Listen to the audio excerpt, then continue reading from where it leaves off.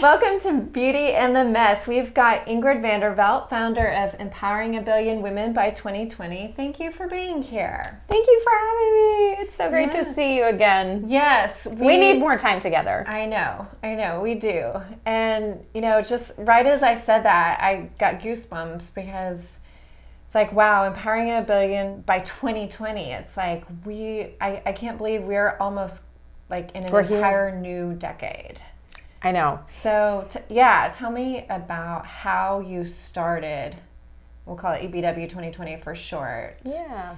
How did you get that started, and what did that look like when you first began?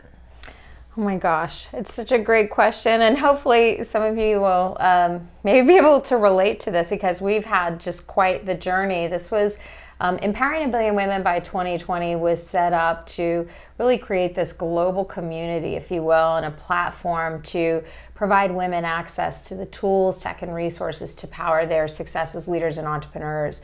And this is really a mission call. I mean, as you know, I grew up thinking I'd be a missionary. And in 2011, on a dirt road in Dallas, Texas, was called to this work and have been faithfully following it ever since. And I would say, one of my biggest kind of opportunities and also struggles is that as it continued to develop, we said, okay, this is going to be the #1 financial empowerment community for women globally, because we're really teaching women how to identify what their call is and tap into that and build a successful business doing that has both social and economic impact. But as we've taken our own journey, it's really been a very spiritual walk, really, because it's this walk of a spiritual and a ministry call of serving women with this human call of the energy and power of money. And so we've had wonderful highs. We've had some very deep, dark moments that have been, I was like, how are we going to survive through that? But as we come into 2020, it's incredible to just see what has happened around the globe and the women that are there around the globe. And like now we're beginning to ask the questions, okay, so what does 2020 look like, and what do the next 10 years look like? And beginning to really envision that. I can imagine that is difficult with how fast the world is changing as well. When you look at even just the last year, there's been a much larger, stronger movement for women. Oh yeah, it's when we first started, it really was, there were not that many initiatives out there, and through prayer and kind of how do I address this, how does one person, sort of lead this call to reach a billion women? What does that look like? And I knew I needed a global tech partner, and I ended up teaming up with Dell Technologies and doing a lot of work there and overseeing entrepreneurial initiatives globally that I always say today, I could never do what I do today had I not had that experience. But at the time I even stepped in at Dell, this focus on women's empowerment and women as leaders was really this emerging topic. Yeah. And now, what year was that? Yes, it was 2011. And now it's like everyone's talking about it, And so it's really been, again, and hopefully some of the viewers can relate to this too. We talk about these pivot moments. Yeah. And I think what I've learned in this faith walk is staying connected in spirit to the call and taking the time every day to stay very grounded on serving, and how that happens and what that looks like, that continues to change every day. Right. Right. So. And I can understand that. So in this navigation of how you empower more and more women, what does that look like for your daily life of opening yourself up to do that? Well, that's an awesome question too, because that's something, and I'm just being totally transparent. I mentioned to you that my husband and I were even looking at getting a property, and I'll tell you a little story and then I'll put it this way. I called my parents the other day and I said, we found this property. And I said, I know this is going to sound really, really weird. And I said, but it's behind a gated community. To get into the house, you got to go through a gate. Like, it's security, security, security. And I said, Mom and Dad, as my job and my role continues to be bigger and global, and just my call is to reach these billion women and be a very public person, I really want to come back and have this sense of like I'm safe and secure. And I'm working through that. We've had, serving women has been a lot harder. It's been beautiful and a lot harder than I ever expected. My whole career was working mostly with the guys, and now working with women and realizing, so much of the challenges that women we put on ourselves. I mean, we're doing it because we're scared, like fear. Because we don't know, and just historically, women are building as leaders and entrepreneurs for the first time ever. And so we're all scared. And I get that too. And how that translates into the world sometimes is business can be challenging. I'll just put it that way. I mean, I find it much easier just being, I love you ladies, I love you, here to serve and help. And I'm working through my own stuff, but I always say, like, working with the guys is just easy. It's black and white. It's like, what are we doing? How much are we going to make? Da, da, da, da. Whereas women, it's totally different. And for me, that's just translated into, I'm learning to, how do I be this completely open person? And at the same time, I have found over the past couple of years that my inner circle is so super tight, and I build security around me now. Mm-hmm. Lawyers, accountants, a house behind gates, and it's different. Yeah, which is interesting because if you look back, you had that at Dell, right? Everywhere you went. Yes, Dell had, depending on where I was traveling in the world, and it gives you this false sense of security though, because depending on where I was traveling in the world, I'd have security teams, my schedule's managed down to these 15-minute segments, and handlers all the time. And like, I just came back from a trip with the embassy, and I was over in the Middle East, and I'm on lockdown. I mean, they stick me in the one hotel that has security 24/7 everywhere. Security on my floor, security in the front, like everything super secure. And, I don't go anywhere without handlers and my people and all of that. And so it's just an interesting way to kind of, again, show up in the world where it's like, we're here to serve. And now I'm going to get super comfortable with you because I'm like, I'm trying to figure this out. I really am. I'm trying to figure it out. It's like, I love when I'm in front of thousands and thousands of people. I love that. And I love that interaction, and I love after all the people that are there and lining up. And then when I go away, it's like I go away into this cocoon, and everything is cocooned. Yeah. So it's how do you live with this open, loving heart, and at the same time be like, okay, and then I'm on lockdown as soon as, you know what I mean? And that's the beauty and the contrast of, I think it's something that most people may not really think about that aren't living that lifestyle of, when you open yourself up, there is a level of self-protection that comes with that. And for some people, it may be physical. For some people, it may be boundaries or, And you seem to be doing a great job. I don't have to have security around me yet. It's coming, or maybe you don't want it to come, It's like I'll take on the security. But, it really is fascinating that with the Me Too movements and, some of what has happened over the last few years, there really is more out there now to support women, and there's more women that allows the ability to have a voice, right? Mm-hmm. And so I do believe that there's going to be more and more women that need the support, how to be authentic in the world and how to grow and scale a business that's in their heart, and all of the, how to handle, being a mom and having a career. I mean, that's a huge one for women. It's like, how do we have it all? Because we can't be it all, right? So it's finding that place in your heart and the things in your life that allow you to find that peace and security and bring some balance to it all.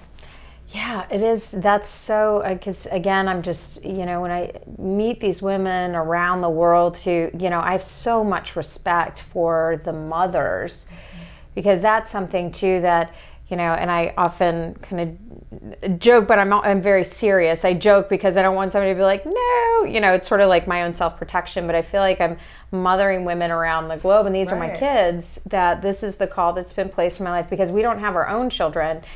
I can't even imagine trying to, and I love kids, and I always thought I'd have soccer teams worth of kids, as I've told you many times. But now we have all these women. But I can't imagine, really trying to juggle all of that, because I would say, for where I'm at in my world, there really isn't what in the past I've thought about, like balance. It's full blown. It's all on. Everything's on. I'm either totally on or I'm off. And when I sit at night, if I'm done, like I'll just fall asleep, and I'm working on that, because my husband's like, it'd be nice to spend a little time, I understand that. So it's just, trying to figure it out. But gosh, for these moms, I have so much respect. I was just with this mother in Bahrain, actually, this beautiful woman. You guys, you remind me of each other. Like, you look alike, you're both physically similar, although she has dark hair, dark eyes, and dark skin. Okay, other than that, you're exactly the same. But, which is all of us. But she was this world-class triathlete, right? And in Bahrain and in that region, I mean, that's a whole nother story. Just like watching the women's empowerment movement happen over there. It's amazing. It's amazing. But she got married, had a baby, then went back in to be a triathlete again, and she was almost shunned from the community, okay? Because now she's trying to be all that. And so she didn't have the same camaraderie as she did before. So she's like, you know what, this isn't right. And she started a triathlete group for mothers to do this together. And now it's like this thing is just taken off. And I was like, isn't this amazing that she went through this moment of being like, what am I going to do? And felt really down on herself and sad about what was happening. And then she turned around and was like, this is the opportunity to birth something brand new that's just taking off now. And I'm like, wow. It's just awesome to see that. Yeah, and so interesting how you had that access to other parts of the world to see what women are doing, because some women may not have the abilities that they have here, yet there's still an energetic movement that is just happening everywhere, regardless of scale. Yeah, it is amazing. And that is one of the most fascinating things, and also even going back to that security.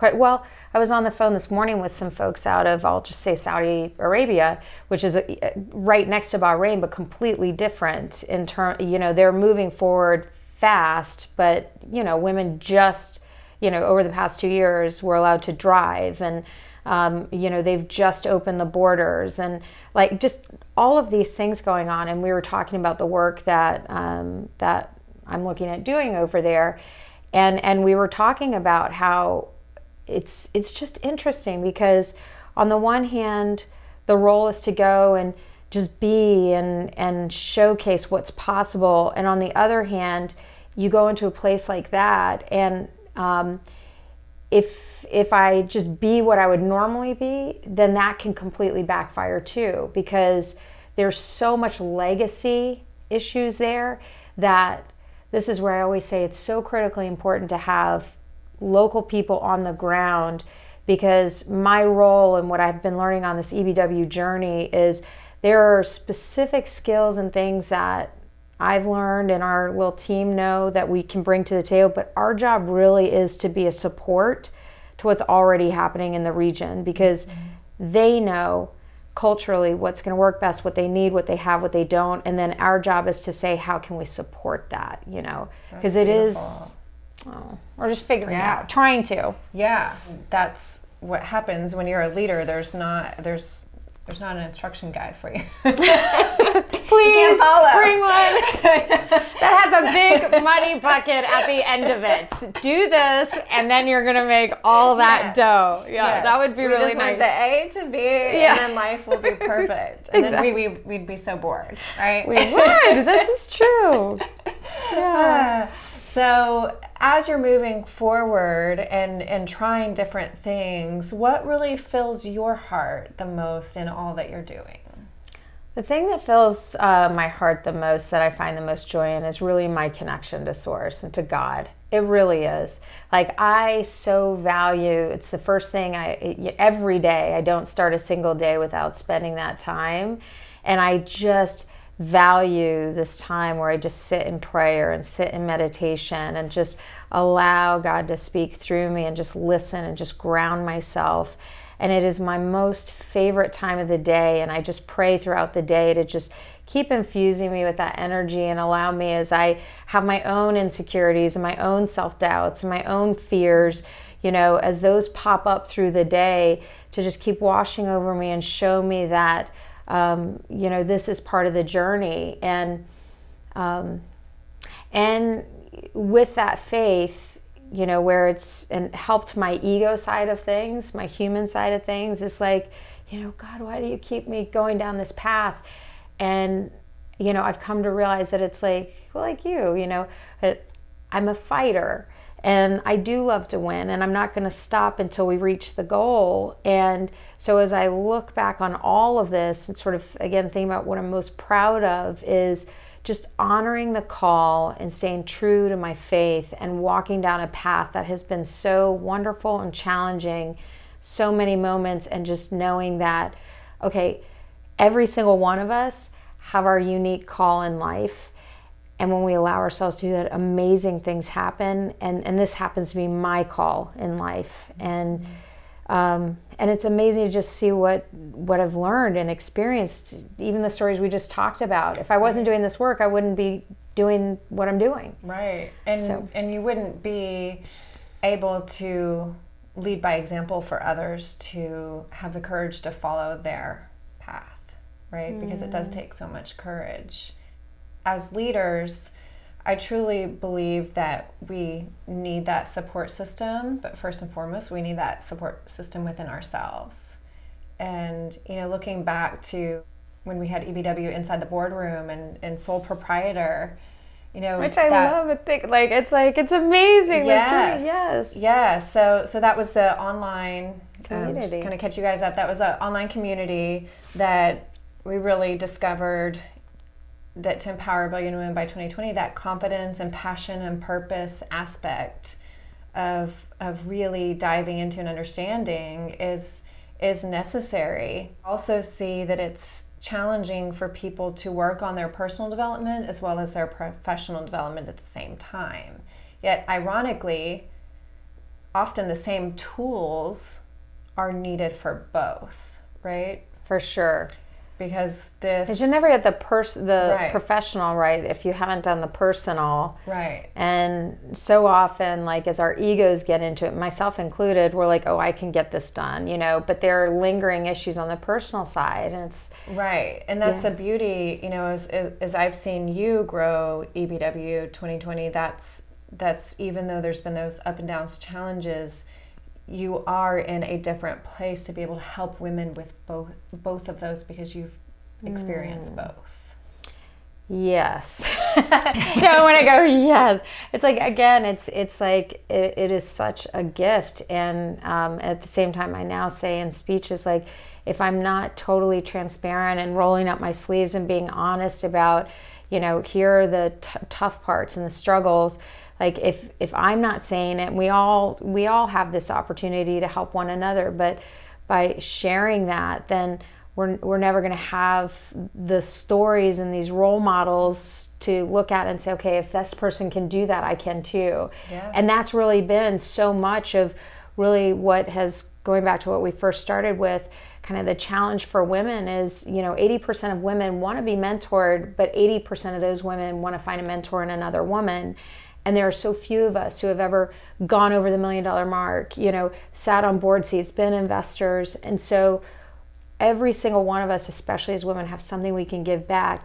There's an extra sort of, I don't want to say responsibility, but really call to women who have experienced things that other women are aspiring to do, that like we owe it to one another to like reach back and pull each other up. Yes. And be real candid about what the real story is, so that when other women face it, they can be like, okay, I've heard of this. I've seen this through this person, and this is how they worked through. So and know that they're not alone. And know that they're not alone. That's a big thing. Yeah. Otherwise, you need security team to go isolate yourself. Go hide in a hole. I don't hide in a hole. I did for a little while, as you know, and I was like, what is going on? Oh my gosh. So, so help us understand, what has been your deepest struggle through your journey, or one of your deepest struggles? The deepest struggle, I mean, is first of all going to be myself, for sure. And that's a whole nother conversation and journey, and you and I have been so blessed to have these conversations, and I believe that to be true for most people. So that's the first thing. The second thing, though, and this is where I just have to pray on it, because when people ask me what is the biggest challenge, and I have to honestly say that it's, for women, it's not men or something else, it's actually women holding women back. So we hold ourselves back, first of all, but then women, and this is around the globe, you know, we love each other and we're here to say but when it comes to like, now there's money involved and real opportunity involved, like women just go and like come in. That fear, yeah. Yeah. And that has been, I mean, I have to really pray over that, because it's something like, oh my gosh, God, you've called me to this. And at the same time, like women are just like at it. And every time I say it, which is all the time now, is people will ask, you know, what is that? In the room, the women are shaking their head and they're like, thank you for saying it. And part of me wants to say, I hate saying it. And on the other hand, I'm like, okay, ladies, I get it and you get it. Yeah. And now when we all just are open and honest about it, we can say, okay, now how can we move forward? Because I certainly understand, because we haven't had the same historical expectations and leadership and role models as the guys, but that's changing now. It is, yeah. Do you have any ideas or sense of intuition on how we can move forward and shift that as women? I love and you're so great at this. You're like one of the world's best at this. I'm like, and I learned from you on this, and I'm so grateful for that. I don't even know what I'm going to say. It's really, I mean, first of all, that recognition that there is no limitation, right? That there's more than enough there for all of us. And sometimes that's hard to see when you're trying to figure out, how am I going to keep my business open or pay my light bills or whatever. So that would be the first thing, that it's there. The second thing would be coming at things from a place of, if you weren't afraid, you know, what would you do? How would you interact here? And like really ask ourselves that question. The deeper question. Yeah, those deeper questions. And the third part is just to really be transparent about, you know, here's where I'm scared. And I'm scared telling you this, because I don't want you, you know, we're in business now, and I don't want you to like negotiate with me differently because I'm scared, because I'm not sure what I'm doing, but here's what's really going on. And it is learning that balance of how to show up with confidence and own your fullest potential, and at the same time be vulnerable, so that it can take away any of the hidden like fears or questions about ulterior motives or agendas, so that you can show up and have an authentic conversation and say, how can we do this from this place? So those would be the three things I'd say. I love that. I agree with you 100%. I learned so much that from you. Because I truly, truly believe, especially after working with thousands of women, I believe that we can only be the change ourselves. And that creates a change in the world. Because we can't change anybody else, right? And we can't change the world. We can't, you know, yet we can change it through being the change ourselves. And you're your key points are spot on for people to really start having the courage to get real and honest with themselves, to ask the questions. And they can't do that, and we can't do it, nobody can, until we're aware that it's even happening and not hiding from, right, what's already taking place. Yeah.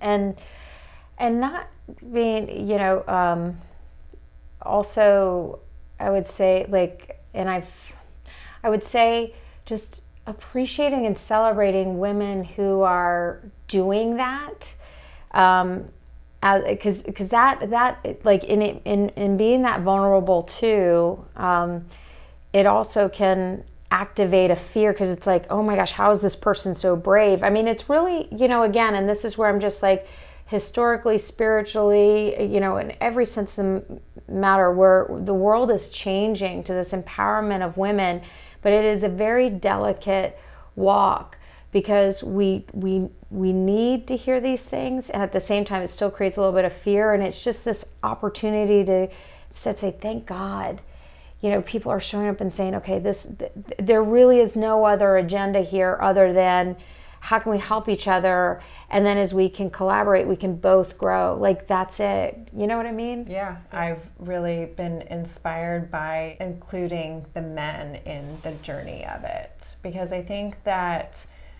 just the term empowering women can be a little, I don't even know, what would the word be? Well, like you said, Me Too stuff, like it's us against them, and it's not. Yeah. It's almost like separating us. Yeah. I can feel it more than I can describe the words. But, you've always said we can't do it without the men. And I've always agreed with that 100%. So what does that look like for the men to really be a part of it all? The men, what I've experienced and it's the same globally, which is really nice. It makes it easy, right? It's the same thing wherever we are in the world. But the men, a few things, and just being real transparent about that. First of all, they really do want to collaborate. And now, because of the Me Too stuff, they're more scared because of all these things going on. So now they're scared that they're not going to say the right thing, it's going to be inappropriate or whatever. So they're tiptoeing. And so it's almost this, going back to what we were just saying, like creating this space where the guys feel like they can be authentic as well. Like, I get that I don't quite get what's going on here, but I do authentically want to figure something out and collaborate together, and what do we do? And that's important. And I would also add on top of that, because this, I've talked about it in a few conversations in different places, and there is universal agreement here that, and the guys are not naturally going to say this, the reality is they know they've been in charge of everything, from day one. And this has been their party. This has been their boys club. This has been all of that. And now, and they love the women being around, but they like, and they're like, great, the women want to do all the work, but we're still in charge. Like, really, I'm being honest. And so now there's this sense of like, okay, we want you to have a seat with us, but we have to recognize too as women that they're going through their own process. And if they feel like we're putting them at risk, they're going to defend. They're going to defend their positions. If they instead feel like, we want to do this with you, we're trying to learn with you, we're going to be transparent and authentic with you, you don't have to worry about our hidden agendas, because we're going to tell you what's going on, and we can do it together, the men are far more open and accepting and excited, because now it's like, great, okay, we can do this together. Does that make sense? Yeah, because you've evened the field. Even the field. Yeah, that's beautiful. It's not that us versus them, or Yeah, because truly it's not. We're all the same, inside. So I think that's really beautiful that you're creating that field for people. Creating something. Something's happening. It's pretty cool on most days. So if you went back and looked at the younger you coming into Dell or technology, or the businesses that you created back then, what would you say to that girl now? knowing all that you know? Gosh, I would say to that girl, I would say, you go, girl. You keep going. You go, girl. I would also ask for help sooner. I would also don't hide the things that I'm trying to figure out, like really, really get the help. I would do a much better job of like communicating challenges much faster than trying to figure it out. And then the communication is just so key. So I would say that. And then again, I would just keep saying like, go, go, go. So you would really be your own support system, Yes. believing in yourself. Yes. Did you have that belief in yourself then, looking back? I've always had, because as mentioned before, growing up with this sense of being a missionary, I've always felt this you've heard the story that I went through a phase in my life as a younger person that I was the geekiest kid ever. I looked like a boy. My face is all broken out. It's broken out right now. Like all this stuff, right? And I always was like, even then I was like, I wish the world could see, like they could sense the beauty. And I even as a kid, I felt that word, this beautiful spirit that's inside me that's just not showing up. It's physically, I was the kid everybody made fun of. And so now to be in this place where I just feel like I do live from the inside out with security. but I'm like, yes. And that is just, that's not me. That's a God thing. That's just like, go. And I love seeing that in other people too. When I always say, it doesn't matter to me what it is that somebody, like once they've identified their passion, it could be like raising ants. And that's like the thing they're really passionate about. But it's like, if that's really what it is, and they're just like, and I'm giving this everything I got. I'm like, awesome, like go, make it the best thing ever. So that's just a God thing for sure. I love that. And what would your advice be for someone who has that mission that they've found and wants to follow it? I would say, one, make sure you have just an amazing mentor, not just any mentor, like go for the person who has really done what it is that you want to do, because you're giving them a gift to give back in mentoring you. So that is number one. Number two is surround yourself with a support system, like-minded thinkers that can really encourage you, especially through those dark moments. And number three would be like, whatever it is that you need to do to keep yourself grounded, to persevere through whatever is going to be thrown at you, because the world is going to come at you. And the closer you get to that bright, shining light of your authentic call, and like just as you're within touching distance, like the world is going to come and just really try to pull you off that, distract you for whatever reason. And that's tough. And it's like, whatever you have to do to like persevere through that, because that breakthrough is happening. And it's in those darkest moments that the most extraordinary breakthrough is about to happen. And I know you know this because you've experienced that yourself. Yeah, I love that you're sharing that though, because I think that that's one of the greatest pieces of where most people stop. And it is, it takes a lot of inner strength to stay and continue to move forward, and even just take one step at a time when you can feel that coming on. If you could visualize your mission continuing to unfold in the world, like what is your vision for our just world in general in the next 10 years?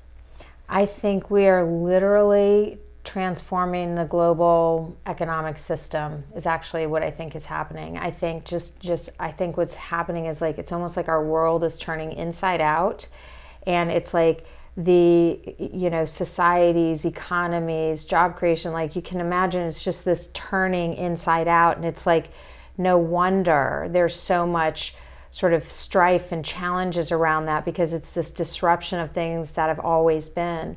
But I really do fundamentally believe over the next 10 years, we're going to really see and birth in this new world through this new set of eyes that I often talk about.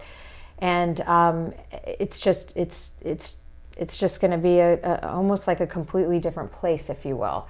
So I get really inspired in those moments of like visually seeing and feeling, what is this going to look like? What is it going to feel like? What, for me personally, what is my life going to be like? How is this going to show up in the world? And it's just amazing. Yeah. And you probably have no idea. Some days yes, some days no. And you're forging as we that learn, path, you know? Oh, it hasn't happened in our world. Right. Yeah.